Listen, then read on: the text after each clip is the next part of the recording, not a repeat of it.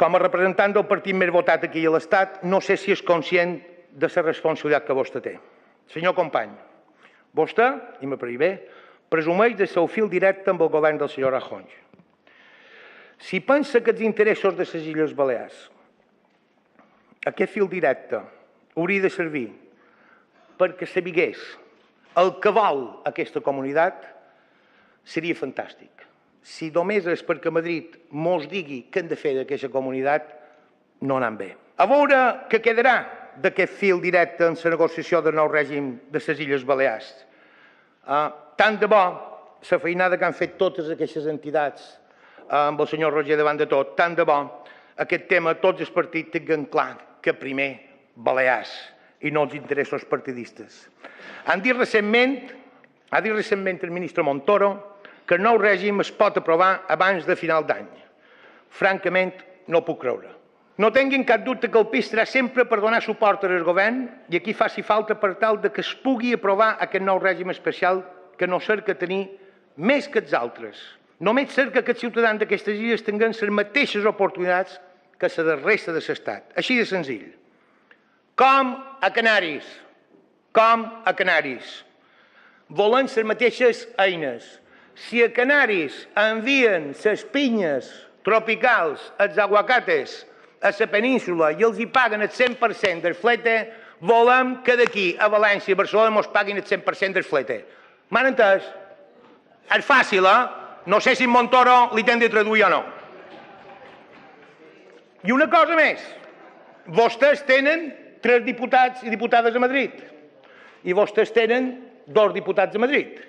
Els hem de posar a fer feina. Com no poden deixar de reivindicar que s'acabi la injustícia que pateixen els nostres ajuntaments amb unes normes que tot hi està perfectament sanejats i fins i tot amb endeutament zero han de tenir els dobbers del banc en lloc de poder donar un benefici als seus ciutadans arreglant qüestions o podent ajudar a tirar endavant el seu poble. És inacceptable.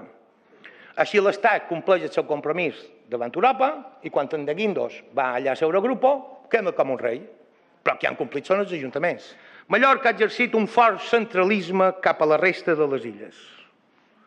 És hora de reconèixer-ho, sense pal·liatius, i de fer polítiques amb transversalitat capaç de garantir igualtat d'oportunitats entre tots els ciutadans de les Illes Balears, siguin de Mallorca, de Menorca, d'Eivissa o de Formentera.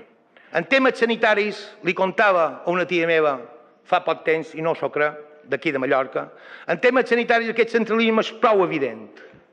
Per exemple, a Eivissa no han tingut radioteràpia fins fa poc temps i no es publica. A Menorca no tindran aquest servei tampoc, que serà concertat, fins a principi d'any. A Eivissa tenen una sala d'hemodinàmica concertada. A Menorca ni això tenen. Va dir que posarà en marxa un decret de garanties per als quals poden pagar-se una assegurança privada de salut i han de patir llistes d'esperes eternes.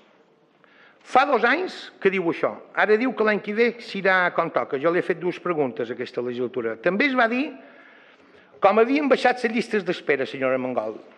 Per fer-ho millor que el govern anterior no és difícil, No és difícil. Però quan un està malalt, esperar 30 dies per una consulta de mitja, perquè n'hi ha que esperen menys i n'hi ha que esperen encara 4 mesos i 5, o més de 6 mesos per ser operat, sap que si fan de llarg 30 dies. Pacte per l'educació, té el nostre apoyo. Enhorabona, Illes, per un pacte. Necessitem treure-ho aquesta vegada. És importantíssim.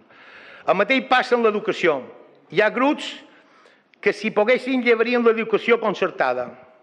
M'agradaria saber com, perquè amb les actuals infraestructures educatives de les illes, si no fos per la concertada, com donaríem un ensenyament de qualitat a tots els al·lots de les Illes Balears? Si de cada 10 al·lots n'hi ha 4 que van a la concertada, com podríem fer un 40% més d'infraestructures en el molt que ens costa anar avançant en les que tenim? El que hauríem de fer és millorar les condicions laborals del docent de l'escola concertada, que fan també una gran feina a la nostra comunitat, com els de la pública. Hi ha grups que volen tornar a crear una guerra a l'escola, ara en l'adoctrinament. El PIS s'oposa radicalment a aquesta política miserable d'atac als ensenyants.